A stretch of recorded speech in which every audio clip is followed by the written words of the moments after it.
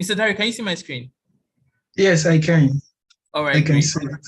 All right, great. Let me just make this bolder. Okay, great. So I'm Mr. Dari. So I'm so excited to meet you. I think you're meeting for the first time. So yeah, these questions are just to know a bit more about your preferences and stuff. Okay, so the first question is, I know you're Nigerian, and then for everyone here, it's going to be very exciting to know where Mr. Dari is joining this meeting from, but I'm not going to tell you now. We'll do that later. So, Mr. Dari, I know you're Nigerian, so, and would you prefer Gary or Owoyemi? I mean, cereal-wise. Yeah, I think I would. I'll prefer Gary. I think maybe 2 years ago I'll prefer Gary, or 3 years ago. But now I think I'll prefer Godimo. Why is it different now? Wow. No, I think the difference is because of it's been long I took this, so I think I lost the taste. So maybe that's the reason. We can send it to you. We can send it to you. All right, so let me just go on. Thank you. So I don't know if you watch football. I don't, right? But see Ronaldo or Messi? This is a very popular question. Yeah. I think it's I go for Messi. For Messi, thank you so much. I'll also go for Messi. Then moving on, so I'm going to show some adverts that are very popular, and then you just tell me the brand that made it. So this ad is a very popular ad in Nigeria. It goes like way back in time, like more than 10 years now. So which brand made this advert? Is it Knorr, Onga, or Royco? Have you of all, have you ever seen this advertisement? Have you ever seen it?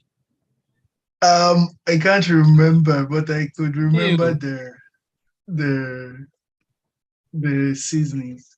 I think no, let me just pick one. Last try. Onga. You're wrong. You're wrong. Okay. Because it's Royco. It's Royco actually. Oh, Royco. Okay. But it's fine. It's fine. Our speaker is not wrong. You're still right. All right. So I'm gonna go on. Then this is a music group. What's the name of this music group? This is I think this is Star Plus. Woohoo! Drum rolls. Yes. So, all right. Star Plus. Yeah. Okay. Then there's this popular phrase: "B without BB is like a train without an engine." So, which brand had that as their tagline for one of the advertisements? Is it Bank PHB, Blue Band, or Indomie? You cannot miss this one. It's so popular. Way back in time. Oh, okay. Blue Band. That was a guess because I can say you're not exactly sure, but yeah, you're right. It's Blue Band. Blue Band. All right then. Last one. I don't know. There's this book I read when I was really little, maybe 5 or 6, maybe primary 1 or 2. I cannot remember. So this was a very popular book. It is called Sugar Girl. I don't know how many of us on the call has read this book. It's a very popular one. So, and there's a lead character in the book. So what's her name? Is it Ralia? Is it Sugar Girl or Ayawa? I think as the name shows, Sugar Girl. No, you're wrong. That was a nice one already. You got him there. It's Ralia. Her name was Ralia. But did you read this book though? No, I never read it. Wow. Oh my. Oh, Mr. Dara has probably left primary school. Yes, so long ago. No. But it's okay. So thank you so much for this was fun. At least I got to know that you you listen to music, you knew Star Plus. But then our speaker is never wrong. So yeah, I'm going to hand over to IBK now. Hello? Thank you so much, Irede. That was so much fun. And we've gotten to know a bit about our speaker. Thank you so much, everyone, for joining again. If you're joining for the first time, my name is Ibukwe Jaupo. I'm the convener of the 360 group. And we have meetings quarterly. I'll say more in the announcement. And this is our last meeting for the year. I'm so excited. I hope you're as excited as I am. Okay, without further ado, I will introduce our speaker and then we get right into today's business. While I'm introducing our speaker, I want you guys to guess the country is joining us from. I have a special gift for the person that guesses right. Apart from, please, if you're a 360-degree administrator, don't let me see your guess or don't let me see you type in anything. So can you guys guess where our speaker is from? Okay, someone said UK. Keep guessing, keep guessing. I need more guesses, please. Where is our speaker from? Like, where is he currently having this meeting from? US? Keep guessing. Keep guessing. Keep Canada. Okay, everyone go. No, not yet. I want to say go for it. No. Keep guessing. Keep guessing. I'll give you a clue, and then you can keep guessing while I read out his bio. So, where is joining us from is actually in the middle of the night at the moment. Mr. Dare is in the middle. He's supposed to be sleeping right now, but he's awake because of this meeting. So that's the only clue I'll give. Is all of you saying London. London is still awake. So where he is right now, they're actually sleeping there. So keep guessing while I read out his bio. Thank you so much, Mr. Dare, for coming. I'm going to read out your bio now. So when I asked Mr. Dare to send me his bio, I love the first phrase. We'll get you intrigued already about him. He said he's from a family of 10 step siblings and other stepmothers. And he had his undergraduate degree from Ekiti State University, Nigeria, and postgraduate from, please pardon me if I don't pronounce this well, Lingnan University. I don't want to say the country so that they won't guess. He has published a lot of studies in education and social policy.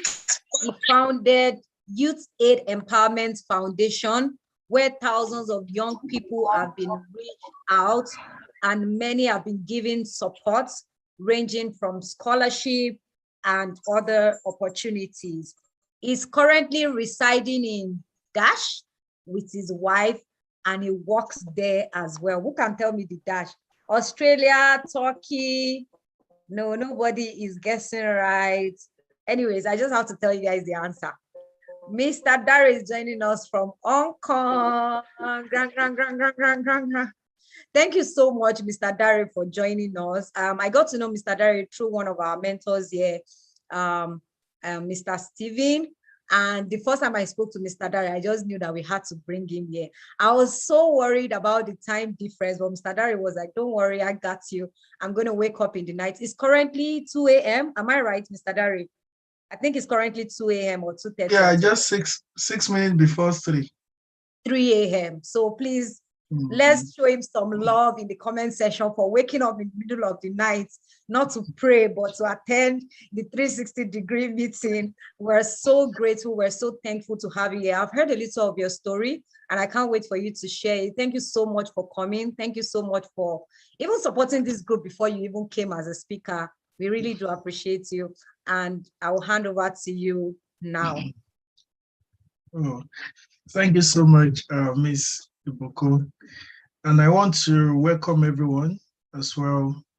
I have some of my mothers also in the house, and there are some of my friends as well joining today, also from YouthAid.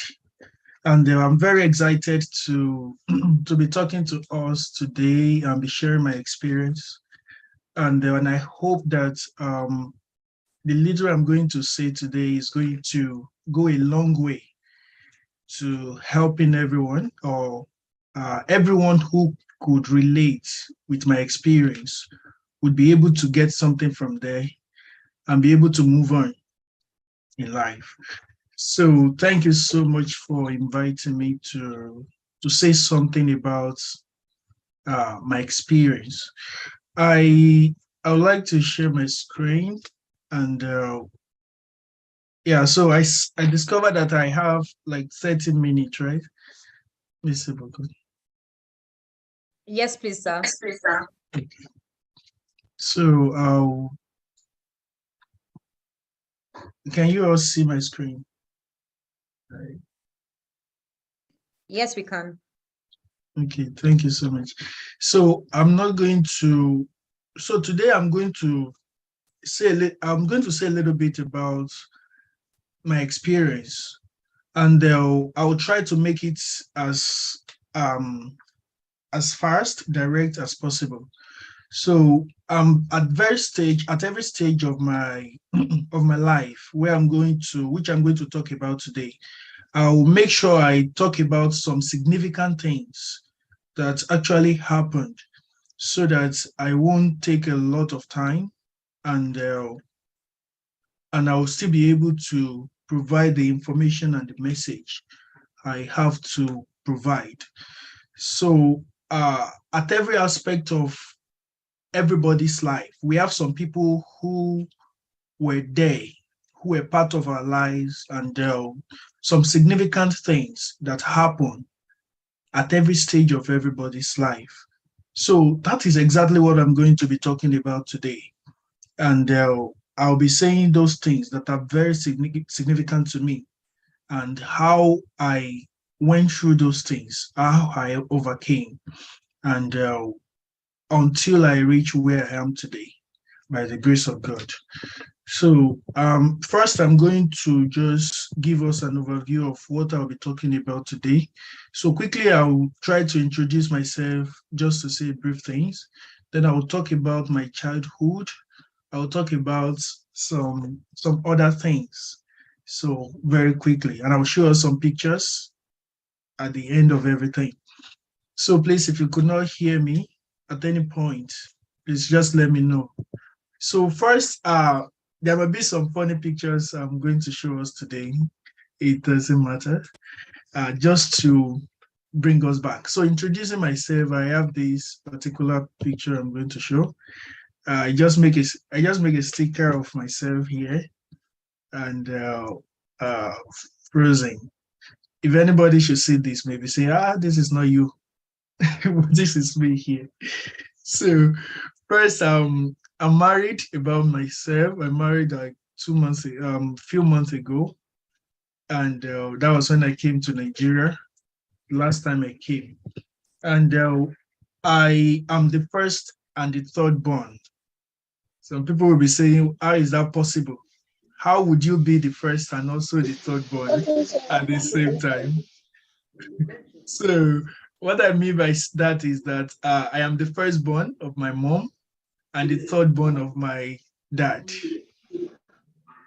I don't know if we understand that.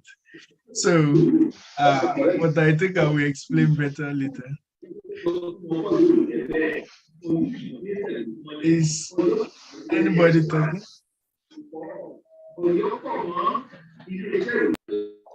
Okay.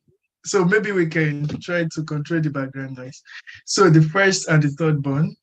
And also I have three brothers. I have one direct brother, and I have other brothers who are step brothers to me, but they're still my brothers. And I have two sisters also, who are also my stepsisters. And I like playing football. So I play football almost every time. And I also like cooking. So I also cook here. Also, I had a university degree. So that's obvious anyway. So then I'll quickly move on to my childhood. You can see this picture. So if you see this picture, maybe we would think that this is not me, right? But this was me with my dad when I was still small, when I was a little bit, when I was a little bit younger than now. So this was me, and quickly I'm going to talk about my childhood. I'll talk about my birth. I was born into the family, into a polygamous family, and during that time, I think my mom was the second wife, and she still had another person. They called them Iyali then. So, and even after my mom, she still had like two wives who are legally married to him. And we still have some other wives that we don't even know. So, and each of these ones, they give birth to like 2 to 3 children during that time. So that was how I was born then into this family with my brother. So, and after I was given birth to, I think I was like 1 year and 3 months. And I think then something happened between my dad and my mom, and they have to divorce. And not, not really legally married like that, but uh, it's a kind of person that my dad would go somewhere to enjoy himself, like drink and all those things, and just saw a girl and bargain with the parents, and the girl married like that. So, but then they left each other after a while, and that was when my mom got born again. That was when my mom got converted, and she needed to leave the place. And when she left the place, she needed to carry me along. And I heard that then each time she carries me, I usually fall sick, and she needs to take me to the grandma. So that was how my living arrangement changed. So I had to live with my grandmother. So I started living with my grandmother then, and I'm going to say a little bit about my experience. So, like I said, I won't buzz with a lot of things. I will just say some significant things that happened during every stage of my life then, and for us to learn from. So, during this time as a child, I lived with my grandmother, and I have to live there from 1 year and 3 months. So, I was with my grandmother, and each time my mom takes me from my grandmother, she says then that I usually fall sick. I develop fever sometimes, uh, like she's always scared. So she needs to take me back to the place. And when she takes me back to the place, then I recover. So she was like, okay, let me just leave you there.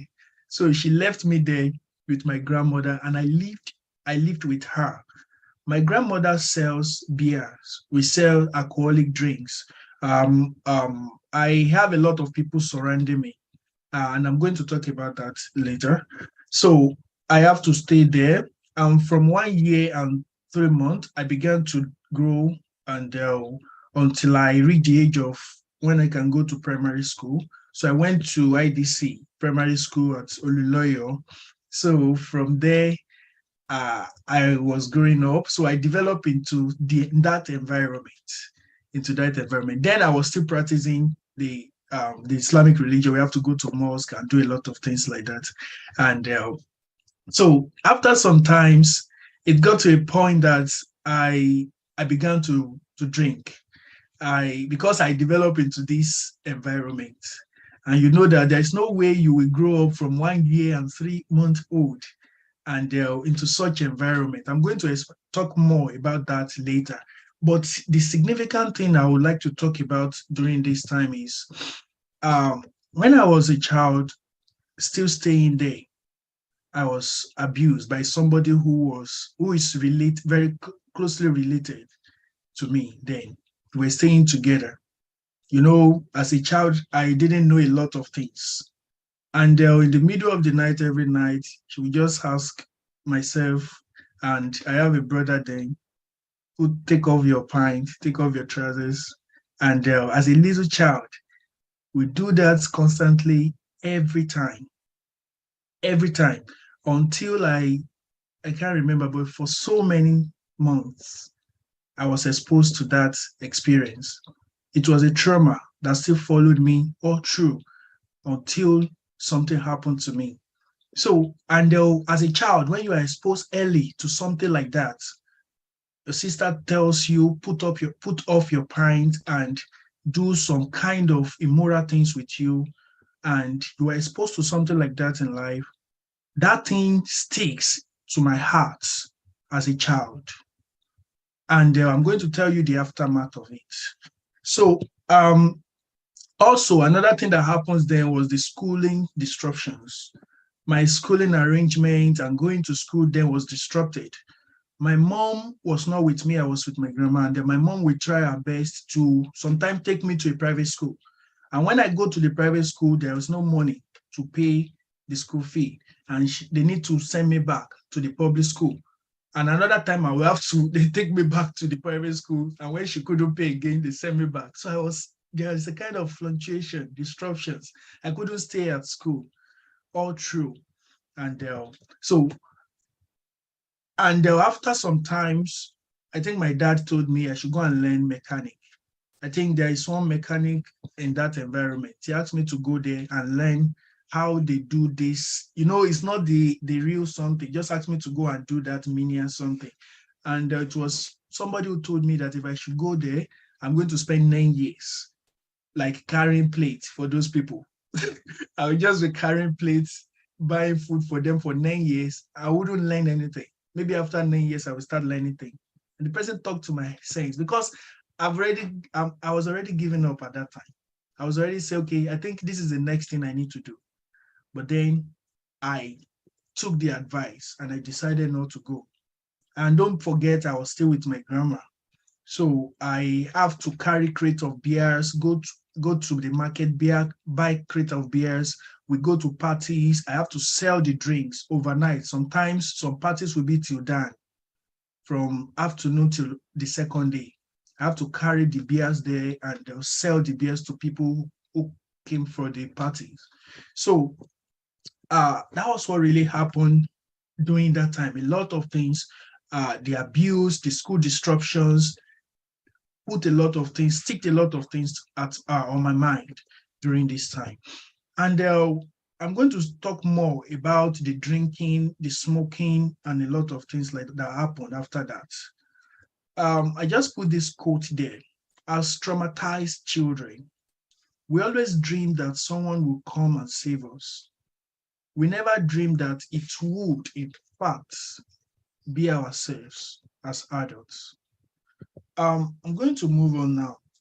Yeah, running from a life, and that was when I grew up.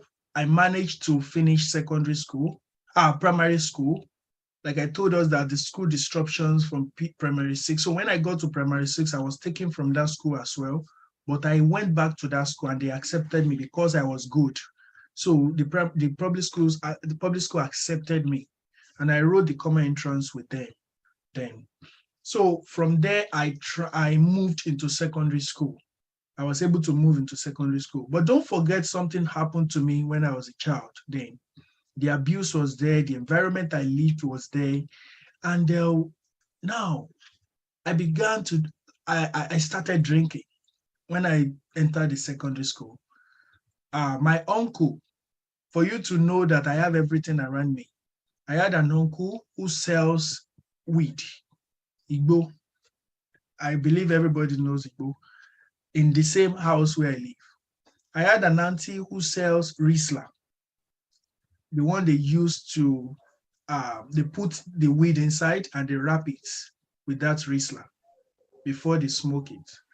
And my grandma sells beer and cigarettes. Now everything is complete around me. I have everything around me. So every time we have to steal, myself and my brother, we can finish one packet of cigarettes in a day. And the weed, we smoke everything together. And the beers, I have to steal some of the beers from the crate. I'll open the cover, finish like 2 or 3 of the beers. Then we cover it. The bottle is already empty. So we try to cover it and hide it inside the crate, so that when my grandma is checking everywhere, she will just see the cover. She won't know that everything is already finished. We have finished the beers. So I began to drink, smoke, and do all sorts of things during this time. And don't forget, the abuse was there. So I began to run after the girls in the environment because I've been exposed to these things as a child. And it already stick to my head, to my brain as a child during this time. So I got admission to secondary school, and I went to secondary school and I began to do all sorts of things we do a lot of this. Sometimes I'll put knife in my pocket because I was ready for anything around this time. So I will steal the alcoholic drinks, I'll steal all those things from her place. So this was what happened then as I was transiting into secondary school. So it went with me all through from my childhood, primary school, until I reached secondary school. And these are the things I did. Now, what happened? What brought about the change? I'm going to talk about two changes, significant changes in my life that changed my life, that turned my life around. Now, I'm going to say this. From my parents, from my mother's side, my mom was the firstborn. She has a lot of other siblings. She has brothers. My mom's mother also got married to the first husband. She gave birth to like 3 children. She left the man. The second husband, she gave birth to like 2 children. She left the man. The third husband, she gave birth to another one. She left the man. Now, when my mom got married as well, the same thing followed my mom. And then she got married to my dad. She needs to leave him. She left him. She got married to another man. My mom remarried after a while. Unfortunately, the man also died after some times. Now, the thing happened to my mom as well. But to other children that my grandma gave birth to, I want to tell you that there was a great difference, because later my mom got born again, she got converted, and at that point when she got born again, everything changed. Now, all other children, my mom was the only one who went beyond secondary school. My mom was the only one who got married, who did the real marriage. Now, every other children, none of them stayed with their wife or with their husband. Now, the thing happened from my grandma to my mom. I just wanted to understand how the thing moves now to me. So now the thing now transferred. Now, when I now finished, when I went to secondary school, something happened, and that was the first point where my life began to turn around. I was still in secondary school when there was one crusade. There was a crusade that happened. There was something, and I was invited to attend the crusade, and I went to the I couldn't attend the crusade all through, but one of the days I attended the crusade, and the minister ministered, and that day I didn't know something that pushed me. I went out for altar call, and then I gave my life to Jesus. I surrendered everything at that point. And that was in 2007. I could still remember. And I surrendered my life to Jesus, and I came out for altar call. And after that, I was baptized, and I went back. I was still with my grandma when I went back. Although I have surrendered my life to God, I've given my life to Jesus, I still went back to where I used to be. Don't forget what we sell. We still sell beers and a lot of other things like that. But I have to go back to that place because that's where I live. So I was there. Don't forget the beers, everything are still there surrounding me. And the temptation is still there. Everything is still there for me to drink and to do a lot of things. As we drink, we smoke, we fight, humanize, and a lot of things that I do then. Now, I needed to be rescued. I needed help. But I felt it within me that something has happened to me. Although I was still surrounded by a lot of things, but something happened at that point. There was a change within me. And that was what marked the beginning of the change in my life. So when I went back to my grandma's place, I wanted to go to church because now I've given my life to Jesus, but then I was not allowed to go. Sometimes I would cry every Sunday. sometimes I'll cry. Some people will invite me to church. I wanted to go. I wouldn't be able to go. I'll cry a lot during this time. And what what what happens? My mom was praying one day because she's already converted to, she's born again then. And she told me that she had a dream I was in a big jail and I was crying for help. She saw that I was in a big house in a jail and I was crying, who will help me? And that was when she came and she took me, she told my grandma that I needed to learn something. And that was how I left the place. And I went to join her where she lives. And what happened? And that was the revelation that I just spoke about.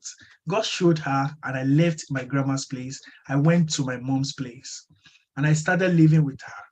And that was where my living environment changed. That was how my living environment changed, and everything began to turn around at that very particular point. Don't forget, I was still in the secondary school.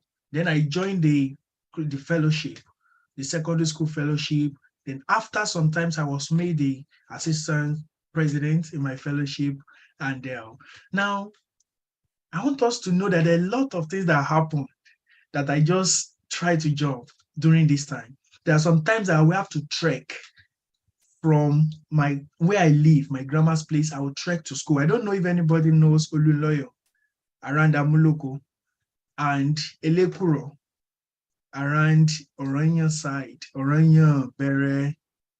I have to trek from that Amuloko side to Bere. Sometimes I will trek to school and I will trek back in the morning very early. My dad walks around that place. But anytime I get to the shop, maybe sometimes he leaves the shop before I get there. I don't know. But I won't meet him. So I have to trek back home. So, but because of that thing that has happened within me, I've given my life to Jesus. My dream changed. Everything changed about me. My thinking, before I always think that, okay, let me just go and learn this mechanical shoemakings. Those are the things I always think about. But now that immediately I gave my life to Jesus, everything changed about me. I began to think, my thinking changed, everything changed. And I'm going to tell you what that really did for me in the long run of my life as I moved on in life. It was because of that particular decision that really paved way, that really paved the platform for me, even where I am today. Because I discovered that I'm going to tell you what happened. So let me just continue. So my living environment, my living arrangement changed, and I had to move to my mom. So I lived with my mom all through until I finished my secondary school. And now, after my secondary school graduation, I was preparing for tertiary education. I failed my WAEC when I finished, and I have to see how I can work. So I work in a school. I got some money. I got another exam. I failed that one again. I got another one. I failed that one again. So I failed those exams like 3 to 4 times.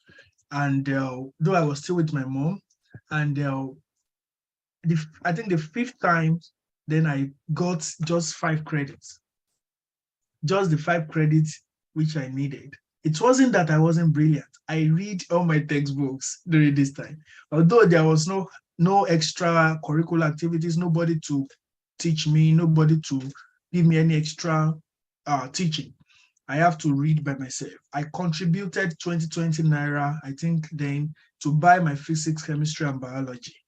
And I read everything before I left my secondary school then. But then I failed the exams, and eventually I managed to get admission to a college of education, in Oyo. I believe maybe some people will know that place here, and that is Emmanuel Alayande College of Education. So I managed to get admission to that place. Yeah, so that was where I went. And after this was me at the College of Education, and I managed to go there. And when I got there, I still really wanted more. I wanted more. I wanted to do some, I wanted to study something more. So I was in 200 level when like I told you, it was my encounter with God that changed everything. Because after that time, I began to engage in a lot of prayers. I pray a lot then. And that was when God spoke to me. And I heard the voice of God that there was something I should do then. And I wanted to study for my first degree as well. And in Oyo, you could also study. We also have degree programs in that place. And I wanted to do my first degree, but there was no money, nothing, nobody to sponsor me. And even the College of Education, I remember my dad only gave me 10,000 naira. And that was at the beginning when I was going to school. I could remember very vividly. And God told me to meet somebody. And I just expressed what I wanted to do to that person. And the person, I just told, Mommy, this is what God is telling me. And mom said that, and she told me, she said, well, if it is God, it will happen. And unknowingly, the person that I was directed to paid my JAM, because I have to obtain another JAM then. Pay for my JAM, my UTME, pay for my first degree money, school fee, and even the NC school fee at that time. So I have to juggle both NC and my degree together at the same time. This was the most stressful time of my life. And that was why I put another Sapa, because I have to go through a lot of things during this time. So I have to study for both programs. And then I was also combining like 3 part-time jobs. I have to run up and down, do a lot of jobs during this time. And I was also the coordinator in my fellowship. So I combined a lot of things during this time. So because of my time is already going. I'm going to quickly run through this. So when I was leaving the university, so during this time, I did a lot of things. I have to study for my NCE and also study for my first degree programs. And I engage in a lot of things. I do some part-time teaching with like 3 schools. So I go in the morning. When I leave school home in the morning, 7 a.m., I will come back home around maybe 10 p.m. in the night. So my life was a triangular life then. So I have to go like that. And until I finish my university, I finished the NCE, then I finished the university also successfully. So when I finished, then I went for my NYSC service year, and I was posted to Benin. And during this time, I was posted to Benson Dauza University. And when I got to Benson Dauza University, I was posted to the postgraduate studies, the department. And what did I do then? I have to be carrying files. I only carried files during this time, and just carry files and distribute letters. But then I discovered that this was not what I wanted. I wanted more. I have to talk to the Dean of Science department that, sir, I studied this and I could volunteer to teach the undergraduate students. And the man said, okay, then I have to sneak most of the times. I will just sneak from the postgraduate study and help in teaching the students. And all through my NYSC time, I have to save all my alawi, got my passport, got my certificate, got my transcript. When I finished my NYSC, I was only left with, I think, 2,000, the money I need to come back to Ibadan. That was the money I was left with.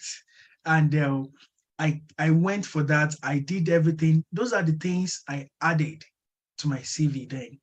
And when I finished, that was when I got the opportunity. And that was what I said, the discipline. So that was when I got the opportunity to come to this place. And this was me when I was coming in 2019 at the airport. And this is another story entirely. So when I was coming, when I got this opportunity, everything has been settled now. Now I needed money for my flight ticket. 350,000. And I spoke to my dad around this time too. For 1 week, but the phone was switched off. I couldn't hear anything. And I have to contact some other people. But then there's something that gave me confidence because I still had it. And somebody with people around me, they told me, don't worry, if God has provided this, it will happen. And how God did the flight tickets, I never knew. So something that was remarkable during this time was when I was coming, I had only 38 US dollars, 20,000 naira. I was coming here. I came here not on full scholarship, that I have to get stipends. Of course, part of my fee was waived, but I still have to pay for my hostel fee and still spend for myself, feeding and all those things. So when I was coming, I only came with 38 US dollars. 38. In a country where I never knew, there's nobody. I didn't know anybody. I was scared then. But then there's this confidence that comes up in me every time. So when I got to this place, I got to the airport and I came in here. They got to a point that they said they were going to throw me out of the hostel because I couldn't pay the hostel fee at some point. But how everything happened, people raised up, my roommate was there. There are a lot of people that God has also prepared for me in this place. And until I finish my studies here. And the opportunity I got for my job also, it was also a miracle. So how did it happen? How did all these things happen? Like I said, if you remember where it happened, it was at that point when I surrendered, when I gave my life to Jesus, I began to build that intimate relationship. I prayed a lot during that time. And in May, I got married. And here I'm just going to talk about when I got engaged. Before I left Nigeria, I got engaged. And for 3 years, I didn't know that it was still going to be possible. I had a long distance relationship. I think for those people who are in a long distance relationship here will be able to relate with what I'm saying now. It's not very easy because it got to a point that I was waiting for my partner to say that let's just forget it.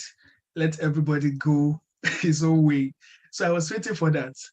But then it was so difficult to manage it for 3 years, 3 good years. And eventually, when it happens, and I came to Nigeria in May, and that was how I got the breakthrough. So I want to say that some of the results today that I'm going to share with us finally is, number one, I got married, and nobody in my father's family and mom's family that has ever done, no one has ever done this type of marriage that I did. If you trace it back to my mom's lineage, it was only my mom who did a white marriage. And why? It was because at the point where she gave her life to Jesus and she decided and she remarried, because she was the second wife, that was why she was able to get married. Now in my father's lineage also, I will happen to be the only one who got married in this way. Number two different. I happen to be the only one today who went beyond secondary school. I happen to be the only one who went to the university, and not just a university. I had my first degree in Nigeria and I had my postgraduate study in Hong Kong here. So nobody in my family has even ever gone beyond the airport. What makes the difference? Because I also decided and I gave my life to Jesus at that point. So number three, God has used me by God's grace to support a huge number of people, because this was my vision that I was going to help young people. And it's one of my dreams that I told God that if you could bring me out of this hell, this is what I'm going to do. And this is what I'm doing, because people really helped me there. We provided people, we made people available there for me. And also today, by God's grace, I am the founder of YouthAid Empowerment Foundation. And we support a lot of young people. We've given them scholarship. Nobody in my family has ever done this. No one. In my father's family, in my mother's family, I had a lot of siblings. Nobody. And by the grace of God, I'll just show us a few pictures of what we do at YouthAid. These are my team. A few number of students we have given scholarship to, and the programs we have supported and partnered with. I have the team here, and a lot of schools we have been to. And like I told you, I like cooking, and I was featured in Hong Kong here in one of the television, one of the very popular and famous television, to come and cook. So I was invited. So that was here. So this was the last program we had for the young people. That's my mom. That was when I came home the last time. And that's my stepbrother. This is my immediate brother here. And that was when I graduated from my first postgraduate degree. And that was my last year birthday, and my friends with me. So I want to say today, what made the difference is Christ. And here I'm going to stop for people to ask questions. But before then, I have a few advice for people. What makes it happen? Number one, the salvation. Everything started at the point when I decided for Christ.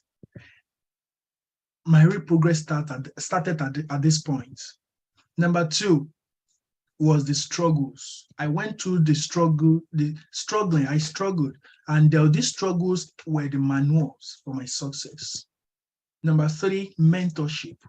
I had a lot of people I was surrounded with then who mentored me, who told me what to do and what not to do, who supported me. And that's why every young people needs a mentor. You need somebody to guide you, need somebody to help you through. During my long distance relationship, I was almost quitting, giving up. If I've given up, I still always say it today, maybe my own situation will have been like that of my people also. And today, I want to tell you that every one of them looked up to me by the grace of God. I became the role model to every one of them. And they are now wishing, they are wishing to follow my God even now. And the next one is prayer. Prayer would help you build confidence and worry less. It will help you at every situation. When anything happens here, I pray. And that is the point when I worry less. I worry a lot, but when I pray, I discover that my heart is cleared. I have peace within me. And it took me through my life journey. And lastly is continuation. Even if you rest for a second, the devil will strike. So you have to continue, no matter what. When I left Nigeria and I came here, I discovered a lot of things about my life. Everything was going down. But because of the mentorship, I was able to get hold of myself. I have somebody here who happens to be one of my mentors also. He's also here in this program today. And I have a lot of people, mothers and people whom I look up to and I talk to from time to time. And as a young person, you need people around you. I'm going to stop here for a while. Thank you so much, everybody.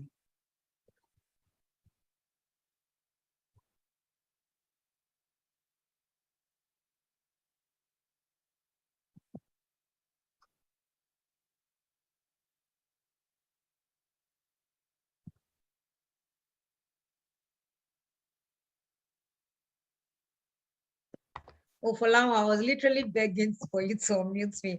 Wow, that was such an amazing story. Wow, wow, wow, wow, wow, wow, wow. Thank you very much, sir. Thank you. Thank you so much.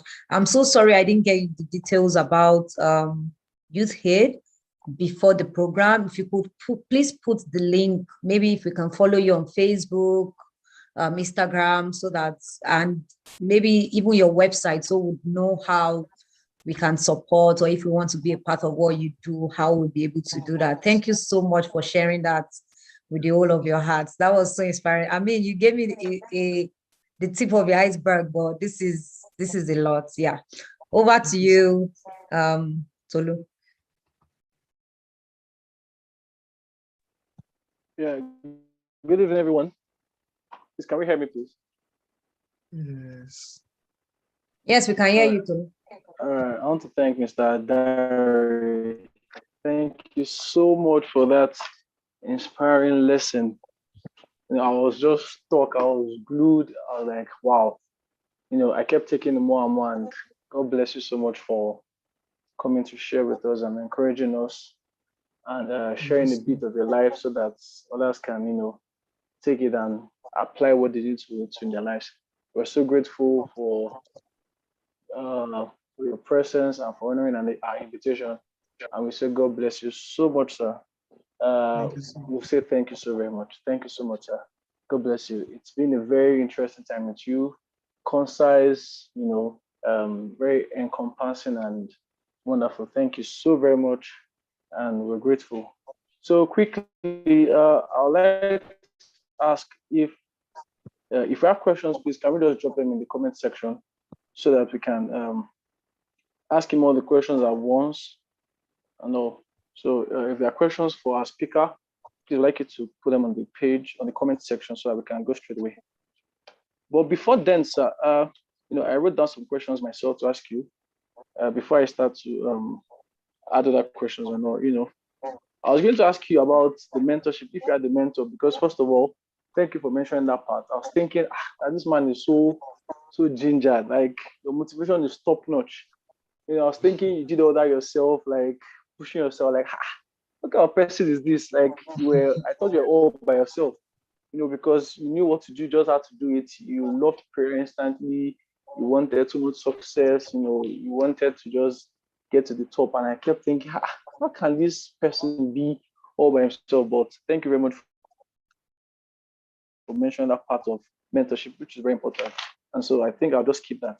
Also, I'd like you to share some more light on, you said, well, while growing up, you had some traumatic experience with an older, maybe family member, and then you picked up some habits like smoking, weed, drinking. For those of us that might be wondering, after you got born again,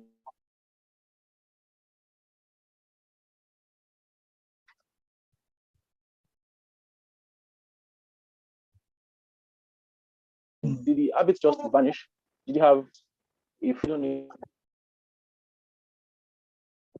things you mentioned were very heavy, and I felt like, wow. And I remember you kept referring to it, but I guess because of time, you couldn't really elaborate. So for those of us that might be listening, like, because you had some strong habits, and I wanted to ask, did they come out? How did you eventually overcome this? And affecting your relationship also, because you kept mentioning to the experience you had, did it have any effect on your relationship with your wife and all that? So that's, I would like to ask that for now. So yeah, thank you so much. Sorry, I'm so sorry to come in. Okay. Tolu, you have more questions. So if you just want to ask all the questions at once, all right. so that all right, so I sent some to you. I was taking the questions. There are more. All right. Check your messages. Thanks so much. Thanks so much, Ramike. All right, so that's one side. And secondly, someone asked how did it feel moving towards Christ? That's a second one. All right, so someone already asked, thank God, he said, how do you deal with the temptations? Escaping. Can I? Network is talk about the smoking, and what would you suggest? We lost you for a bit, Tolu. Yeah, we lost you for a bit for the second question.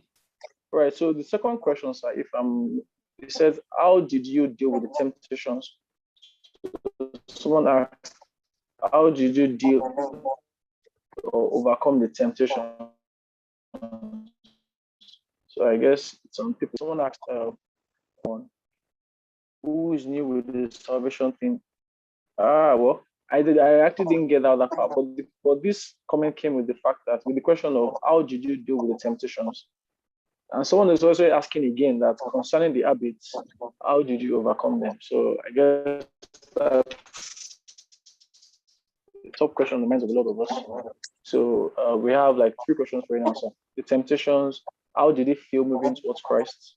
Yeah, I think that's the 2 we answer. Thank you so much. You're welcome. You know, this habit of drinking, and I mentioned 2 significant habits or exposure as a child. You know, as a child, I was exposed to sexual abuse, I was exposed to drinking and smoking. These 3 things are really, they are things that they go along, if not helped easily, if not helped earlier in life. They went with me all through, even when after I gave my life to Jesus, even after being born again. You know, I have to go back to my grandma's place. They will still continue with me until I told you that I wanted to go to church then, but I was not allowed to go. Some group of people came to my place, talked to me from a church near my place. I wanted to attend, but no. But even with that, I couldn't attend. Sometimes they come to me and they talk to me. We have a little time together. And this was how gradually, though I was still living with my grandma, I began to take my mind off the drinking. My mind begins to move away from it gradually because I was still there. But my mind, something happened within me. And with the help of those people who usually come to me, talk to me, even I wasn't able to go to them, I was able to gradually overcome this. I was able to gradually, and with much prayer, I was able to gradually move away from it. And everything was settled. The issue of drinking and smoking, that was when I was almost finishing my secondary school. It doesn't happen immediately, because if you see somebody who smokes, you will discover that the mouth, when it's time to smoke, there is this, how would I say it? There is this desire for that particular thing. Like if they don't smoke, they will fall sick. They will become sick. That is so certain. So that's how it happens. So it's gradual. It's gradual. So that was what happens to me, and gradually I was able to move away from it with the help of those people and with prayer. Oh, thank you so very much, sir. Very eye-opening. Thank you so much. I'm sorry, this is the last question that's popped up, sir.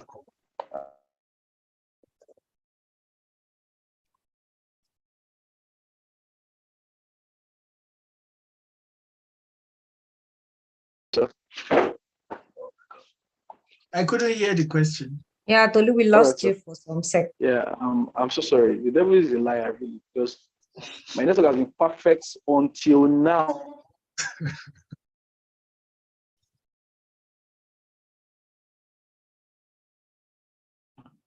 Okay, I think he's gone again. Tolu, can you hear us? We can't hear you. Okay, I'll just take the question. Someone put in the comment section that after being born again, how did you cope with intimidating comments from your friend? And then someone said, sir, in your mind, do you think the Lord really wanted to save you? I'm not too sure what that question means, but yeah, those were the 2 questions that came in when you were answering the former ones. Yeah. Okay. I think the first one that I left out then, that how did I feel about the new salvation? How did I feel? Like I told you that something happened within me. I felt something within me. I felt that something happened. It's like getting a new dress. I felt something really happened within me. But now I needed somebody to help me continue with it. So I felt really happy because I discovered that something changed. My mindset changed. The way I think, what I eat, everything changed. What I needed, what I desired changed at that very particular point when I gave my life to Jesus. So I felt really happy because this is what I really wanted. And at that point, I was able to pursue, wanted more. So how did I cope with the intimidating words, like from the friends, not even only friends, even from the people, from the family? Because I was the only one then among all of them. Even my dad was still a Muslim. And even till now, my dad is still a Muslim. But then now it's different from then. Then when I gave my life to Jesus, then I will always buy beers and cigarettes for him and everything. But when I gave my life to Jesus, each time I go there, ask me to buy those things, and I will refuse. But then sometimes I will receive some slaps, receive some knocks, and all those things. To the extent that it got to a point that my mom took me there one day, and he asked me to buy those things for him. And my mom said, no, I won't go. And I think that was when he stopped giving me something, giving me money. He stopped giving me money for school and all those things then. So a lot of things I faced, even among the family members then, and the friends, like you said. But then, because I felt something different, I was really happy. The hope was there that something new has happened. So I didn't really mind. And now they all look up to me. They even all look up to me. So even my dad, who is still a Muslim, he tells me sometimes that, see, I went to church today. I'm praying now. I'm doing this now. All of them in my family. So I think that was how I was able to cope with, and with the help of those people around me, like I said. I don't know if I'm Thank able you to so answer. much. Yes. So we are going to take the last set of questions because we just been having the questions flowing in. But this is the last set of questions we're going to take. And then so one person said, what of one that has been saved already, brilliant, talented, skillful, but yet no opportunity? So this person is sounding more like they are frustrated, like they feel like they're brilliant, saved, talented, and they still can't get any opportunity. What can the person do? Then the other one says that, sir, were you not scared doing what your family and generation have not done before, like going to the university and traveling abroad, etc.? So that was the second question. The last question that we'll be taking today says, so before now, we actually had a question that we wanted to ask you, which is similar to the you being talented, brilliant, and all of that. But the Nigeria of today, like, you know, Mr. Dari, might frustrate you. So what can you do in that situation to get yourself up and going and motivated, even when everything is not working for you, and even the country that you are seem not to be working for you? So I would put that with that first question I asked you.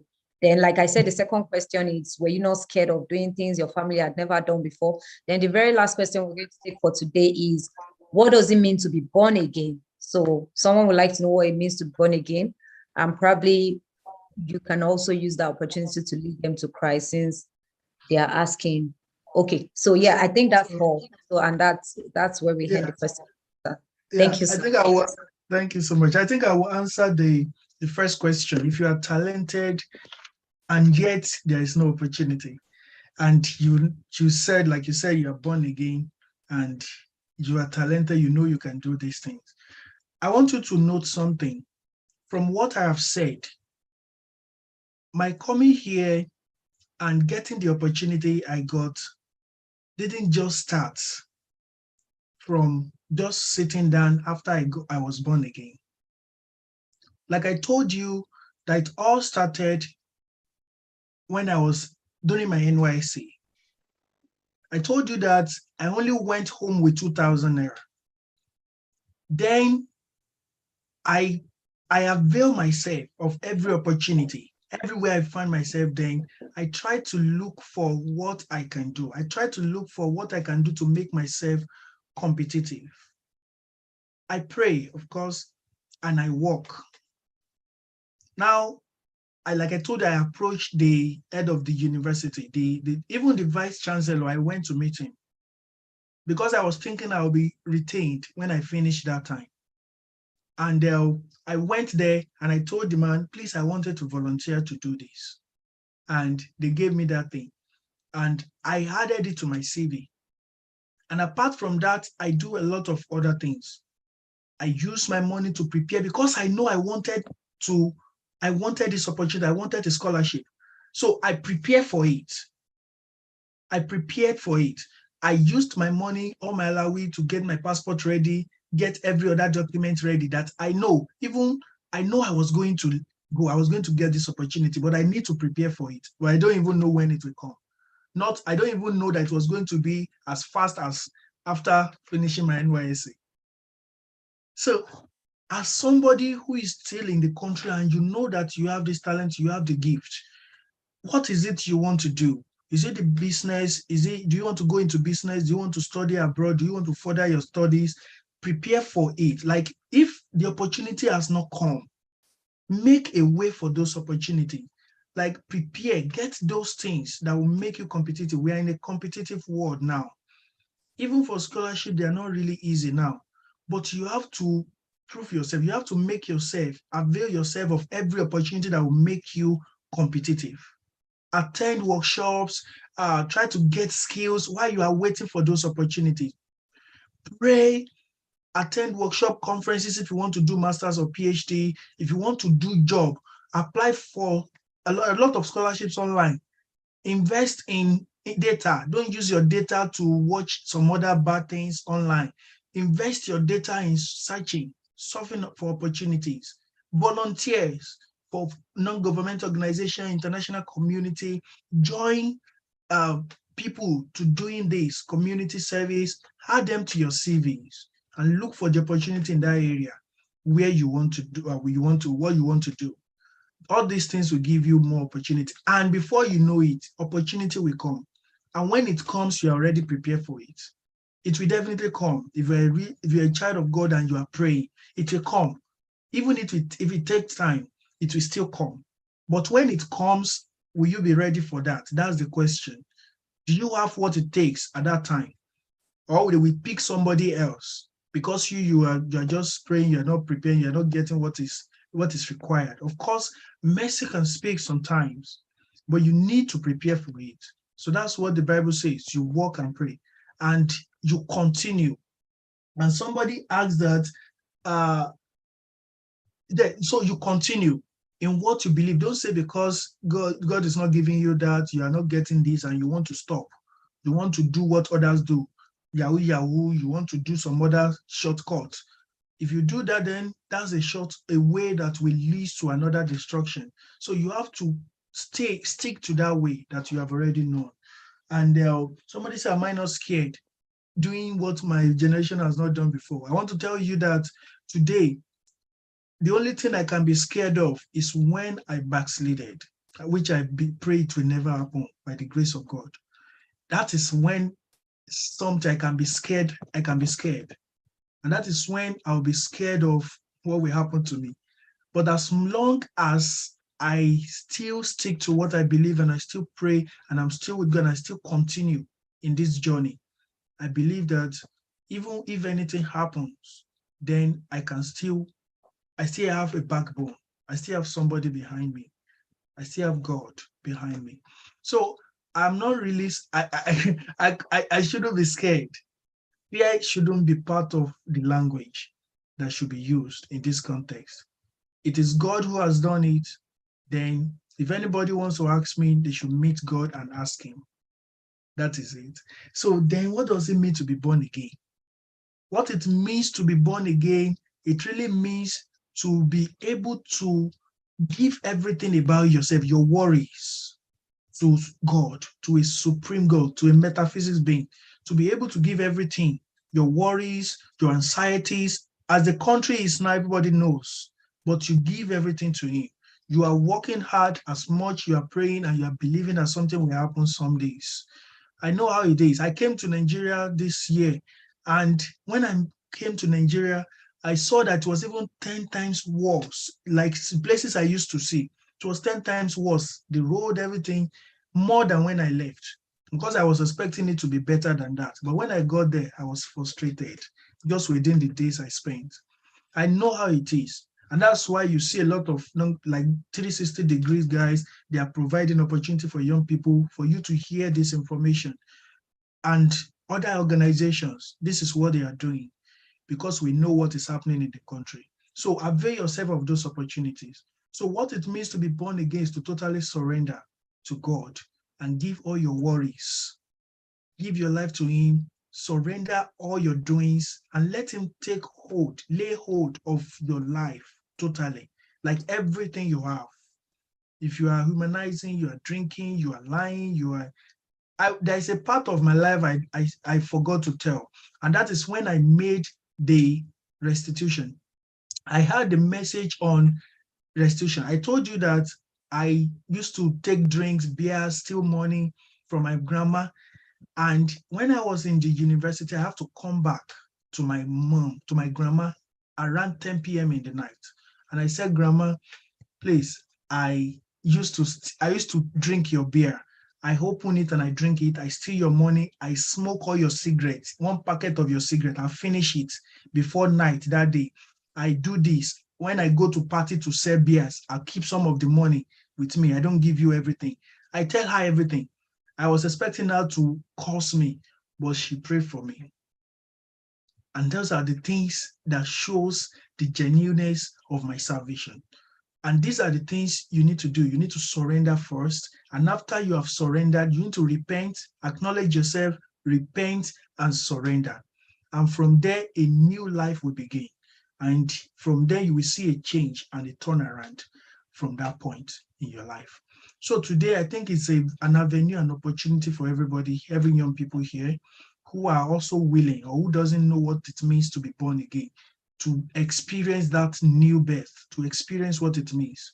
So I think if you are here and you really pay this and you want God to do even more than he has done for me, for you as well, and you see that maybe you are not on that path to that greatness already, and you want to be there today, it's an opportunity for you today. So you can just raise your hands. If I see one or two people who can press, you can just raise your hands there. If you are there, you want to give your life, you want to experience that new birth, you want to experience the born again experience, you want to give your life to Christ, you can just you can raise your hands from the button, or you can just signify. Then I think I will just pray with everybody. Thank you. Just a logo. You can just praise it. Thank you. And thank you so much. And I will just pray with you. And I believe that starting from today, new things will happen. Everything will change. And even whatever you are passing through, the Lord will be with you in that situation. I just wanted to say, Lord Jesus, I am here today. Have mercy upon me. Write my name in the book of life. Forgive my sins. As from today, I gave my life to you. I surrender everything, my life, all the things I do that saddens your heart. I give all to you today, and I ask for your forgiveness. I believe that you forgive me. Thank you, Jesus. Thank you, Savior. As from today, open a new chapter of my life. Thank you because you have answered. In Jesus' name I have prayed. Amen. Thank you so much. And I just wanted to know that what you have just done in these seconds is something. Look for a mentor. Look for somebody that will help you from here. And I want to tell you that from here, new things will happen. If you don't know how to get a mentor, you can contact 360 Degree Guys. They will attach you to somebody that can follow you up, help you through, guide you through your studies, your academics, if you have any business ideas, they could refer you, they could recommend you. At YouthAid, this is what we do as well. We support young people, young minds who are also willing to pursue maybe studies, academics, or skills, or they have a business ideas or a project. We support them when we see your project. So they could also recommend you to us and we can work together from there. Thank you so much for having me. Wow, thank you so much, Mr. Dari. Thank you so much. Someone was asking you a personal question here. Mr. Dari, if you don't mind, you can just drop your email address. Chibuzo, I can see your question. This is a very personal question. Mr. Dari is going to drop his email address now. Please feel free to contact him and ask him the questions directly. And for those of you that gave your life to Christ, so we have a group called the 360-degree Guide Group. One of the administrators is going to drop the link of the group. Yeah, he really just did. Please just click the link so you can join the group and you can reach out to any of the administrators on the group. Mr. Dari just dropped his email address. Mr. Dari, someone also asked for your phone number, if you don't mind. Yeah. Okay, I'll give my WhatsApp because you may not be able to call it. Call you, yes. So Mr. Dari is going to drop his WhatsApp number. Thank you very much, sir. So please click the link that they just sent to join the 360-degree group. So we have a group where all the information about our meetings and everything we share there. We also share interesting stuff there. So please join the group so that you can be a part of this. The group is actually exclusively for guys. So yeah, but please feel free to join the group. And then at the beginning of the meeting, we also spoke about the fact that we wanted to be in touch with everyone. So we shared a survey before most of you joined the meeting. And we're just going to be sharing that survey again. Victor, please, can you put the link? Okay, you really just did. Please, can you complete that survey if you have not? This survey is for everyone that attended this meeting. We just want to get to know you more, how you got to know us, and how we can keep in touch with you as regards our meeting next year. So we'll just take like 30 seconds to fill the survey. Once you fill the survey, you can just say done, done, done, and then we'll all share the grace and leave here. So can we say done, done? They are sharing the survey link. Once you fill, even if you fill the survey before, you can just say done so that we know how many people that have filled the survey. And then we also want you to follow us on all our social media platforms. So we'll be putting the link of all our social media platforms here right now. Please follow us on Facebook, Instagram, and you get to see a lot of our updates and all of our information about our meeting. We have an hangout in December, and when you follow us on our social media platform, you'll be up to date about that. Thank you so much. So we're waiting for people to complete the survey. And don't forget to also join the group. If you gave your life to Christ, you need any form of mentorship or you need counsel, advice, please reach out to any of the administrators. We'll be more than glad to lead you through this path, please. Okay, so we're waiting. I've seen like 3 people said they filled the survey. We need more people to fill the survey. If you've not filled the survey, please complete the survey. We'll just do that for 30 more seconds. If you've completed the survey, just write done. Once you complete the survey, thank you, Babajide. Thank you. I don't want to pronounce your name so that I don't say the wrong thing. Thank you, Chibizo, for completing the survey.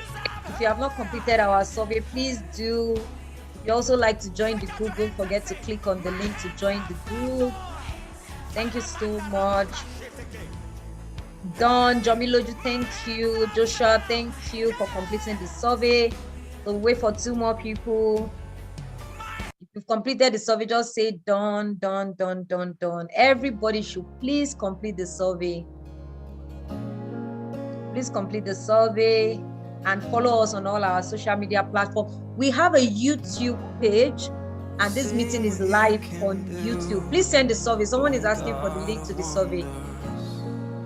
So we have a YouTube link and we want you to subscribe on our YouTube channel as well. So please subscribe to our YouTube channel. You get to see all our meetings. Like this meeting will be live. As soon as this meeting is done, it's live on YouTube. So you can send it to your friends actually to listen if you missed this meeting. Thank you. We just posted the link again. Let me get 2 more people that have finished fill in the survey so that we can wrap up. I'm waiting for you to say done. Once you finish the survey, just write done and then follow us on all our social media platforms. Done. Who is done filling the survey?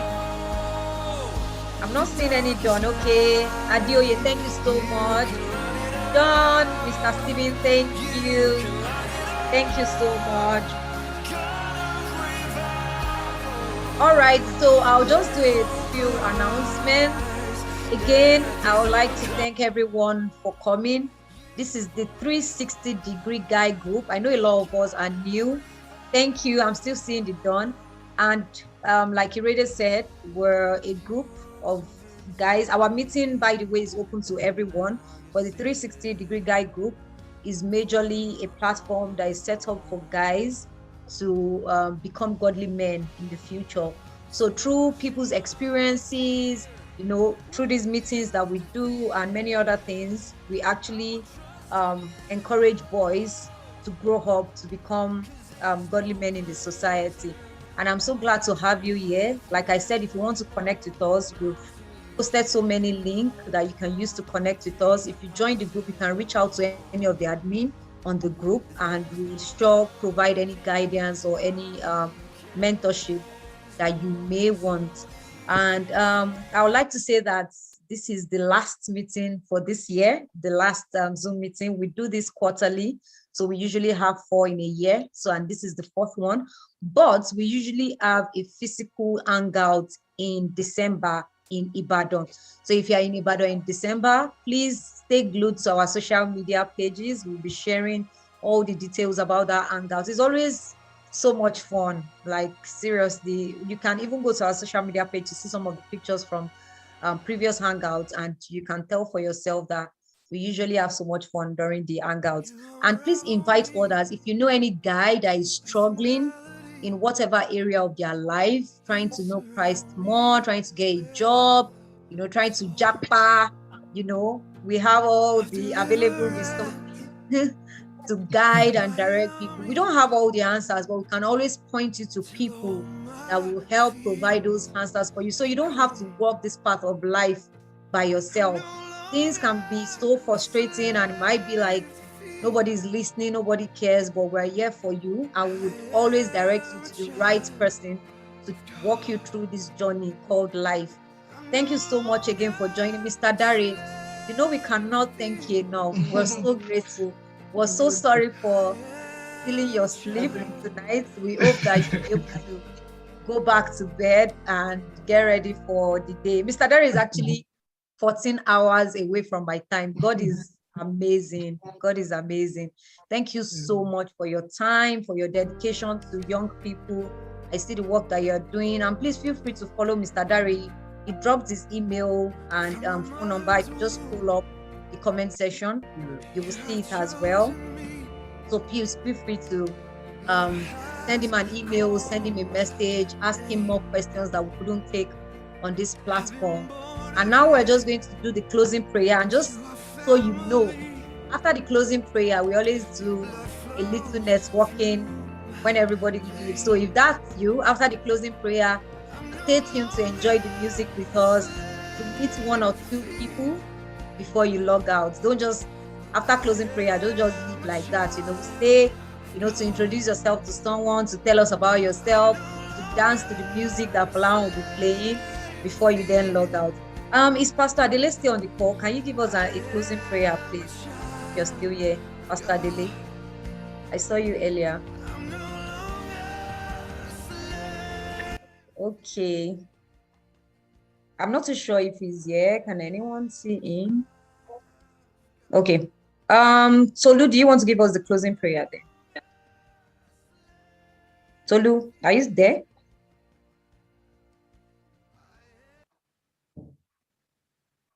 Okay.